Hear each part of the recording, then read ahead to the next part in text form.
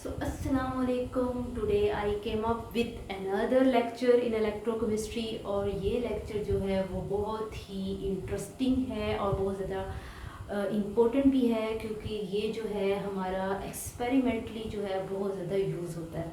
अगर आप इलेक्ट्रोकेमिस्ट्री को एक्सपेरिमेंटली यूज़ करना चाह रहे हैं तो ये बहुत ही इम्पोर्टेंट टॉपिक है। तो हमारा जो टॉपिक है आज का वो बेसिकली वोल्टामेट्री है, और वोल्टामेट्री की सबसे पॉपुलर टेक्निक जो है वो एक्सपेरिमेंट में जो यूज़ होती है वो है साइक्लिक वोल्टामेट्री। उसको आज हम डिटेल से डिस्कस करेंगे। तो वोल्टामेट्री क्या होती है कि voltammetry is a type of technique जो कि आप इलेक्ट्रोकेमिकल सेल में ही यूज़ करते हैं। उसमें क्या होता है कि रिडक्शन होती है, ऑक्सीडेशन होती है, और रिडक्शन और ऑक्सीडेशन की वजह से एक पोटेंशियल अप्लाई होता है, और उस पोटेंशियल की वजह से हमारी करंट का एक सिग्नल प्रोड्यूस होता है। तो वो हमें ये बताता है कि कितना हमारे में ऑक्सीडेशन या रिडक्शन हुआ है। In simple word we can say कि जो केमिकल रिएक्शन होता है उसकी वजह से जो करंट होती है, वो जितनी करंट ज़्यादा होगी उतना ही वो इस चीज़ को बताएगा कि केमिकल रिएक्शन उतना ज़्यादा हुआ है। अब रिडक्शन की अलग से करंट होती है और ऑक्सीडेशन की अलग से करंट होती है। ग्राफ में वो कैसे होती है वो मैं आपको बताऊंगी। तो जितनी वो करंट की पीक जो है वो हाई होती है, वो उतना ही रिप्रेजेंट करता है कि सेल में उतनी ही रिडक्शन ज़्यादा हुई है, और जितनी ऑक्सीडेशन की करंट वाली की पीक ज़्यादा होती है, उसकी हाइट ज़्यादा होती है, वो रिप्रेजेंट करती है कि उतनी ही उसमें ऑक्सीडेशन जो है रिएक्शन में ज़्यादा हुई है। तो इसकी अगर हम डेफिनेशन देखें तो ये है मेजर ऑफ करंट। इसमें करंट मेजर की जाती है और करंट बताती है कि रिएक्शन जो है, केमिकल रिएक्शन जो है वो कितना हो रहा है। तो करंट मेजर की जाती है with respect to applied potential. अब अप्लाइड पोटेंशियल जो है वो चेंज होता है तो करंट भी चेंज होती है। अप्लाइड पोटेंशियल कैसे चेंज होता है? Applied potential with respect to chemical reaction change होता है। जितना रिडक्शन और ऑक्सीडेशन होगी उस लिहाज से पोटेंशियल अप्लाई होगा, और उसी लिहाज से आगे से करंट प्रोड्यूस होगी। ठीक है, तो ये चेंज होता है पोटेंशियल, उस लिहाज से करंट चेंज होता है। और ये चीज़ें हमें इनडायरेक्टली बताती हैं। पोटेंशियल बताता है हमें इस चीज़ के बारे में कि कितनी रिडक्शन और ऑक्सीडेशन हुई है, और ये चीज़ जो है पोटेंशियल के लिहाज से जितनी ऑक्सीडेशन और रिडक्शन होगी उतना पोटेंशियल अप्लाई होगा, और उसके लिहाज से उतनी ही करंट आएगी। करंट जो है हम देख सकते हैं, पोटेंशियल को हम देख नहीं सकते, करंट की पीक हम देख सकते हैं। तो ये वोल्टामेट्री की टेक्निक है जो कि करंट की फॉर्म में सिग्नल देती है। ठीक है, under the condition that promote polarization of working electrode.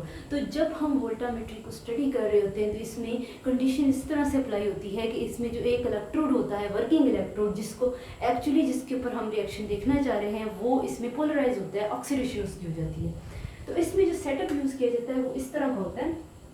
Third electron system इसमें जो है वो अप्लाई किया जाता है। इसमें एक होता है ऑक्सिलरी इलेक्ट्रोड, एक रेफरेंस इलेक्ट्रोड, एक वर्किंग इलेक्ट्रोड। अब जो वर्किंग इलेक्ट्रोड होता है वो कितनी टाइप्स का हो सकता है? उसमें कार्बन आ सकती है, मरकरी आ सकता है, प्लाटिनम आ सकता है। डिफरेंट टाइप के जो है वर्किंग इलेक्ट्रोड जो है वो यूज़ होते हैं वोल्टामेट्री में। और वर्किंग इलेक्ट्रोड के साथ जो रेफरेंस इलेक्ट्रोड होता है वो स्टैंडर्ड हाइड्रोजन इलेक्ट्रोड हो सकता है, और सिल्वर क्लोराइड का कॉलोमल इलेक्ट्रोड हो सकता है, कोई भी रेफरेंस इलेक्ट्रोड होता है। तो ये 3 इलेक्ट्रोड सिस्टम क्यों यूज़ किया जाता है? ये इसलिए यूज़ किया जाता है ताकि जो करंट का सिग्नल है वो बहुत ज़्यादा क्लियर हमें मिल सके। जो वर्किंग इलेक्ट्रोड है और जो रेफरेंस इलेक्ट्रोड है, इन दोनों के दरमियान पोटेंशियल डिफरेंस क्रिएट होता है, और उस पोटेंशियल डिफरेंस की वजह से यहाँ पे पोटेंशियल क्रिएट होता है। तो हम कहते हैं केमिकल ईएमएफ की क्या डेफिनेशन होती है? ईएमएफ की डेफिनेशन होती है difference between the potential of 2 electrode.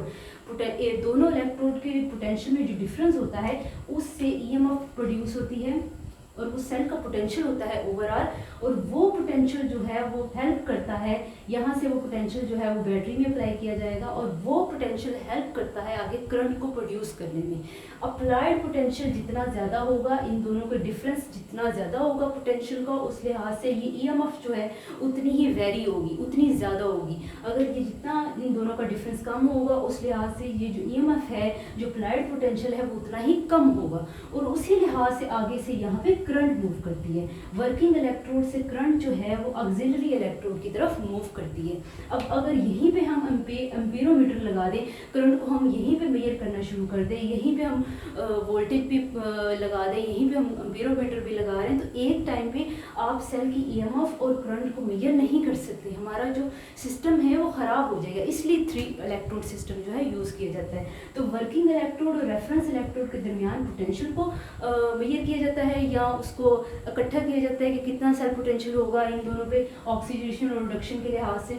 Working electrode पे यहाँ पे पोलराइजेशन होगी, पोलराइजेशन होगी और उस लिहाज से उसके अपोजिट जो भी रिएक्शन इस पे ऑक्सीडेशन रिडक्शन होगी वो उसके ऑपोजिट स्टैंडर्ड हाइड्रोजन इलेक्ट्रोड पे होगा। तो इन दोनों के डिफरेंस से जो है ईएमएफ प्रोड्यूस होगी, जिसको हम अप्लाइड पोटेंशियल बोलते हैं, और ये अप्लाइड पोटेंशियल आगे से करंट पैदा प्रोड्यूस करेगा जो कि वर्किंग इलेक्ट्रोड से मूव करती हुई ऑक्सिलरी इलेक्ट्रोड की तरफ आएगी। अब करंट जहाँ से मूव करके जाती है वो एज अ एनोड एक्ट कर रहा है, तो हम ये कहेंगे कि हमारा जो वर्किंग इलेक्ट्रोड है वो एज अ एनोड एक्ट कर रहा है, इस पर पोलराइजेशन हो रही है, इस पर ऑक्सीडेशन हो रही है, और जो हमारा स्टैंडर्ड हाइड्रोजन इलेक्ट्रोड है वो एज अ कैथोड एक्ट कर रहा है, इसके ऊपर रिडक्शन हो रही है। तो ये सारा सिस्टम इसलिए होता है कि अगर इन दोनों के दरमियान ईएमएफ प्रोड्यूस हो रही है, उसको हम मेजर कर रहे हैं, तो यहाँ पे हम एम्पीरोमीटर नहीं लगाएंगे बल्कि एक और इलेक्ट्रोड लगाएंगे जो एक्स्ट्रा है, जिसको एक्सिलरी बोल रहे हैं, उसके दरमियान और वर्किंग इलेक्ट्रोड के दरमियान करंट को मूव करवाएंगे और बहुत अच्छे से करंट मूव करेगी, ज़ाया नहीं होगी, तो उसको हम एम्पीरोमीटर से यहाँ पे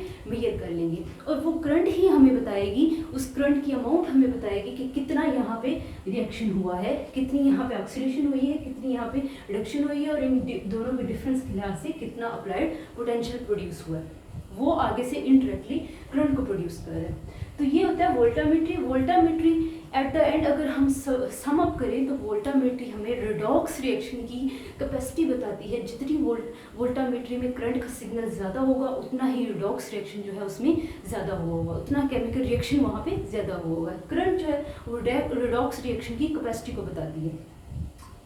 अब यहाँ पे जो अगर हमने सेल की ओवरऑल सेल का पोटेंशियल जो है वो मेजर करना है तो वो हमें कैसे पता चलेगा, एक सेल के पोटेंशियल को दूसरे सेल के पोटेंशियल से डिफरेंस निकाल के, और उसमें से आईआर ड्रॉप भी, इसको बोलते हैं आईआर ड्रॉप, इसको भी माइनस करना होता है। इसको माइनस करके जो पोटेंशियल बचता है वो असल में टोटल सेल का पोटेंशियल होता है। अब आईआर ड्रॉप क्या होता है? आईआर ड्रॉप होता है वो voltage V is equal to IR is a type of voltage, इसको ड्रॉप वोल्टेज भी बोलते हैं, is a type of voltage which is use to restrict the movement of ions.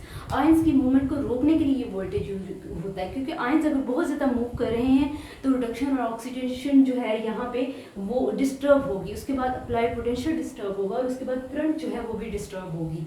तो हम उसको रिस्ट्रिक्ट करते हैं आयंस की मूवमेंट को, और उसके लिए जो वोल्टेज यूज होता है वो आईआर होता है, और अगर डिफरेंस निकाल के जो वोल्टेज बढ़ जाता है उसमें से भी आईआर को भी माइनस करना पड़ता है, वो जो वोल्टेज बाहर से यूज़ किया। उसके बाद जो आपका सेल को पोटेंशियल बचेगा वो अप्लाइड पोटेंशियल होगा और उसी के लिहाज से आगे करंट प्रोड्यूस होगी। अब है सबसे कॉमन टाइप जो है, इसके अलावा डिफरेंट टाइप्स है वोल्टामेट्री की। पोलैरोग्राफी एक टाइप है जो कि मैंने यहाँ पे लिखी है, एम्पीरोमेट्री टाइप है, वोल्टामेट्री की टाइप नहीं है एम्पीरोमेट्री, वैसे टाइप है। पोलैरोमेट्री इज अ टाइप जिसमें जो वर्किंग इलेक्ट्रोड है वो मरकरी यूज़ होता है। डिपिंग मरकरी इलेक्ट्रोड, वो डिप करता है वाटर की, पानी के कतरों की तरह वो गिरता जाता है और आहिस्ता आहिस्ता जो मरकरी इलेक्ट्रोड है वो ख़त्म हो जाता है। तो अगर ये वाला मरकरी इलेक्ट्रोड यूज़ कर रहे हैं तो तब जो वोल्टामेट्री की टाइप होगी वो पोलैरोग्राफी होगी। और उसके बाद सबसे इम्पोर्टेंट और कॉमन टेक्निक जो है वो साइक्लिक वोल्टामेट्री की टेक्निक है। साइक्लिक वोल्टामेट्री बहुत सी इलेक्ट्रो एनालिटिकल प्रॉपर्टीज़ को स्टडी करने के लिए यूज़ होती है, ठीक है। तो इसमें जो है वो फार्मूला भी एक यूज़ होता है। अगर मैं यहाँ से रेज करूँ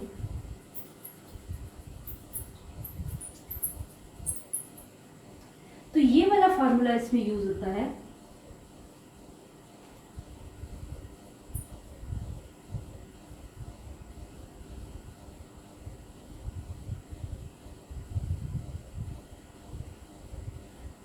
activity of product over activity of reactant, ये आयंस का भी हो सकता है। तो ये वाला जब हम फार्मूला यूज़ करते हैं नस्ट इक्वेशन का वोल्टामेट्री में, उसमें हमें फॉर्मल पोटेंशियल पता होता है, आर पता होता है, टेम्परेचर पता है, फैराडे कांस्टेंट पता है, नंबर ऑफ इक्विवेलेंट्स पता है, आयंस का हमें अगर नंबर ऑफ आयंस की कंसंट्रेशन अगर हमें वी नो दैट तो हम उसमें से पोटेंशियल को फाइंड कर सकते हैं, ठीक है। तो साइक्लिक वोल्टामेट्री ये होता है मतलब ये कहने का मतलब ये है कि साइक्लिक वोल्टामीटर से जो हम करंट का सिग्नल लेते हैं, वहाँ से जो चीज़ें हम फाइंड करते हैं, उन चीज़ों को हम यूज़ करके पोटेंशियल और कंसंट्रेशन और ये सारी चीज़ें नस्ट का इक्वेशन फार्मूला लगा के डिफरेंट इलेक्ट्रो एनालिटिकल टेक्निक्स जो हैं उसको यूज़ करके हम डिफरेंट पैरामीटर्स जो हैं उनको स्टडी कर सकते हैं। ठीक है, तो वो कैसे हम स्टडी करेंगे वो हम डिस्कस नहीं करेंगे यहाँ पे हम सिर्फ डिस्कस करेंगे कि साइक्लिक वोल्टामीटर काम कैसे करती है। ठीक है, तो साइक्लिक वोल्टामीटर इस तरह से काम करती है कि उसमें डिफरेंट टाइप के सिग्नल आते हैं। अगर पोटेंशियल को वेरी किया जाए, जैसे यहाँ पे भी हम पोटेंशियल को वेरी कर रहे हैं विद रिस्पेक्ट टू टाइम, तो जिसका जो करंट का सिग्नल आएगा वो इस तरह से होगा कि जिस पॉइंट से वो शुरू हुआ है एट द एंड वो उसी पॉइंट पे दोबारा आ जाएगा। इसको बोलते हैं साइकिल्स में वो चलता है। जैसे यहाँ पे देखें, यहाँ पे हमने अगर पोटेंशियल को with respect to current vary किया है, यहाँ पोटेंशियल को with respect to time vary किया है। तो यहाँ पे अगर हम पोटेंशियल को with respect to current measure करें तो यहाँ से देखें ये करंट का सिग्नल जो है वो आहिस्ता आहिस्ता ऊपर गया, फिर नीचे गया, फिर रिवर्स होना शुरू हो गया, रिवर्स होकर दोबारा उसी पॉइंट पे आ गया। साइकिल में मूव करता है करंट का सिग्नल पोटेंशियल को वेरी करने से। तो इस तरह की जो वोल्टामीटर होती है उसको हम साइक्लिक वोल्टामीटर बोलते हैं। ठीक है, तो इसमें जो ये सेपरेशन है जो सिग्नल की सेपरेशन मतलब यहाँ अगर ये सिग्नल आ रहा है, इन दोनों के दरमियान जो सेपरेशन होगी उसको हम फार्मल पोटेंशियल बोलते हैं। और फार्मल पोटेंशियल का फार्मूला क्या है, सेपरेशन देखें, ये देखें, ये एक पीक है, ये एक पोटेंशियल को रिप्रेजेंट कर रही है। ये मैं आपको बताती हूँ ये पीक बनती कैसे है। ये एक पीक है, ये रिडक्शन के पोटेंशियल को रिप्रेजेंट कर रही है। ये जो नीचे वाली पीक है वो ऑक्सीडेशन के पोटेंशियल को रिप्रेजेंट कर रही है। और इन दोनों के दरमियान जो डिफरेंस है उसको हम फार्मल पोटेंशियल बोलते हैं। और फार्मल पोटेंशियल का फार्मूला क्या होता है, cathodic peak, anodic peak over 2, दोनों की पीक का हाफ, उनको अगर प्लस करके हाफ करते हैं तो हम उसका फार्मल पोटेंशियल जो है, ये वाला पोटेंशियल जो है यहाँ से इस वाले ग्राफ से हम फाइंड कर सकते हैं। तो उसकी हम यहाँ पे वैल्यू पुट करेंगे तो वहाँ से हम पोटेंशियल हमें पता है, फार्मल पोटेंशियल हमने कैलकुलेट कर लिया, तो यहाँ से हम कंसंट्रेशन जो है आयंस की, दोनों आयंस की कंसंट्रेशन को कैलकुलेट कर सकते हैं ये वाली वैल्यू पुट करके। अब इन दोनों पीक के दरमियान जो सेपरेशन है वो किस फार्मूले से आती है, वो इन दोनों के सेपरेशन की जो वैल्यू होती है वो होती है 0.059 over n। n is number of equivalents जो हैं, number of equivalents of ions को हम कहते हैं जो कि रिएक्टेंट से प्रोडक्ट में कन्वर्ट हुए हैं। मतलब ऑक्सीडेशन से रिडक्शन हुई है या रिडक्शन से ऑक्सीडेशन हुई है, तो उसको हम n से रिप्रेजेंट करते हैं। और एक पीक का दूसरी पीक से फार्मूले की जो वैल्यू होगी वो इसके इक्वल होती है। ठीक है, तो अब हम देख लेते हैं कि ये पीक असल में बनती कैसे है। We will discuss that. First मुझे रजिस्टर चाहिए, मैं अभी आती हूँ सॉरी, रजिस्टर नहीं डस्टर। तो हम ये देख लेते हैं कि ये होता कैसे है।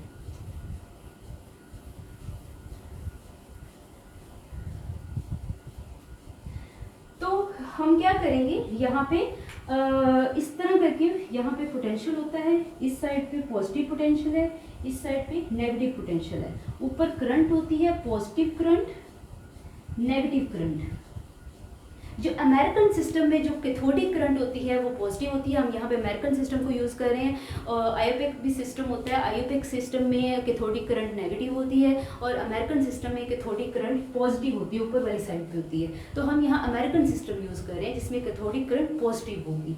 तो ये पोटेंशियल है positive, negative potential, positive current, negative current. अब साइकिल कैसे शुरू होता है, फॉर एग्जांपल अगर हम मेजर करना चाह रहे हैं ऑक्सीडेशन हो रही है वर्किंग इलेक्ट्रोड पे, तो सबसे पहले जो है यहाँ पे जो पीक है वो कैथोडिक करंट है। तो कैथोडिक करंट कैसे होती है, रिडक्शन के बाद होती है। ठीक है, तो अगर एक सेल पे यहाँ पे अगर ऑक्सीडेशन हो रही है तो दूसरे पे रिडक्शन लाजमी हो रही है।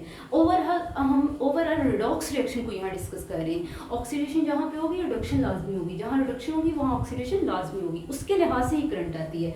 तो यहाँ पे हमने कैथोडिक करंट को पॉजिटिव बोला है, दिस मीन यहाँ पे रिडक्शन सबसे पहले जो सिग्नल आएगा वो रिडक्शन का आएगा। तो रिडक्शन फॉर एग्जांपल अगर हम आयरन को ले लेते हैं तो आयरन जो है अगर कन्वर्ट होती है तो शुरू में जो करंट है वो इतनी नहीं होती क्योंकि इतनी ज़्यादा रिडक्शन नहीं होती। तो आहिस्ता आहिस्ता जो आपकी आयरन है वो +3 से +2 में कन्वर्ट होना शुरू हो जाएगी।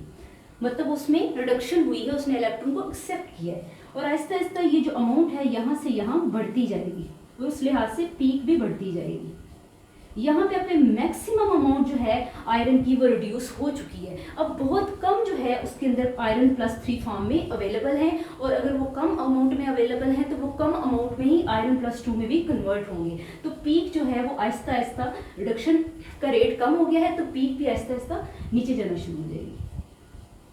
और इस पॉइंट पे आके सारे के सारे जो F+3 आयंस हैं वो सारे के सारे F+2 आयंस में कन्वर्ट हो चुके हैं। रिडक्शन करने के लिए अब कोई कैपेबिलिटी नहीं रही।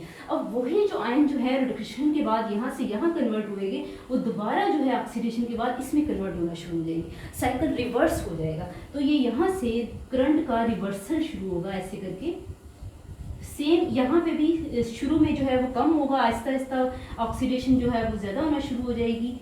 ठीक है, नीचे जो करंट है वो एनोडिक करंट है, नीचे ऑक्सीडेशन हो रही है। ठीक है, तो ये अब ऑक्सीडेशन कैसे होगी, ये आयरन +2 जो है वो आयरन +3 में अब कन्वर्ट होना शुरू हो गया। तो ये जो पीक है यहाँ पे जाके मैक्सिमम ऑक्सीडेशन हो जाएगी, और फिर आहिस्ता आहिस्ता इस पीक की तरह ये भी कम होना शुरू हो जाएगी, क्योंकि ये जो आयंस हैं ये लेस बहुत ज़्यादा मैक्सिमम जब होती है तो तकरीबन जो है आयंस जो है वो +2 से +3 में कन्वर्ट हो चुके होते हैं। ठीक है, तो थोड़े से +2 फॉर्म में बच जाते हैं, तो थोड़े बचेंगे तो ऑक्सीडेशन का रेट कम होना शुरू हो जाएगा, और आहिस्ता आहिस्ता ये दोबारा उसी पॉइंट पे आ जाएगा जहाँ सारे के सारे सोल्यूशन जो है F+3 फॉर्म में है। ठीक है, तो ये साइकिल चलता रहता है। यहाँ पे ये जो है ये कौन सी करंट है, कैथोडिक करंट है, और यहाँ पे पोटेंशियल जो है वो भी कैथोडिक पोटेंशियल होगा, जो करंट होगी वो कैथोडिक करंट होगी। इस साइड पे ये पोटेंशियल हम मेजर कर रहे हैं, ये जो है वो एनोडिक करंट है, ये कैथोडिक करंट है। ये जो है वो सही नहीं बना, मैं आपको सही तरह बना के दिखाती हूँ, ये मैंने समझाने के लिए बताया था। वैसे ये जो प्रोसेस मैंने एक्सप्लेन किया वो ऐसे ही है कि सबसे पहले जो है वो रिडक्शन होती है, पीक हाई होती है, फिर वो लो होना शुरू हो जाती है, फिर ऑक्सीडेशन होती है, उसकी पीक हाई होती है, फिर वो लो होना शुरू हो जाती है। लेकिन वो डायग्राम एग्जैक्टली इस तरह से नहीं बनती है, डायग्राम थोड़ी सी रॉन्ग है, तो डायग्राम मैं आपको बता देती हूँ।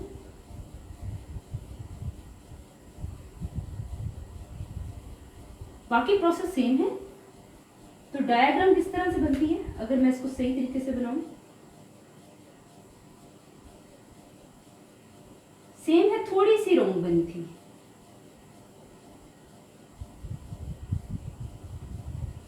ठीक है, इस तरह से करके होती है।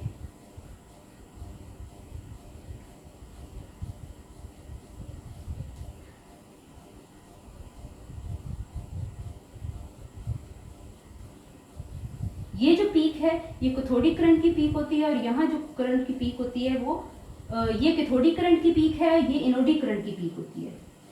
तो इसमें भी दो तरह की सिचुएशंस हैं। अगर आपकी रिवर्सिबल रिएक्शन है तो तकरीबन जो पीक का ऊपर वाली हाइट है वो नीचे वाली हाइट से बराबर होगी। जो करंट है कैथोडिक पीक की current will be equal to anodic peak की करंट, अगर रिवर्सिबल रिएक्शन है। और अगर इरिवर्सिबल रिएक्शन है तो कभी भी कैथोडिक ऊपर वाली करंट जो है वो नीचे वाली करंट के पीक के इक्वल नहीं होगी, बल्कि डिफरेंस होगा, वो इस तरह से होगी।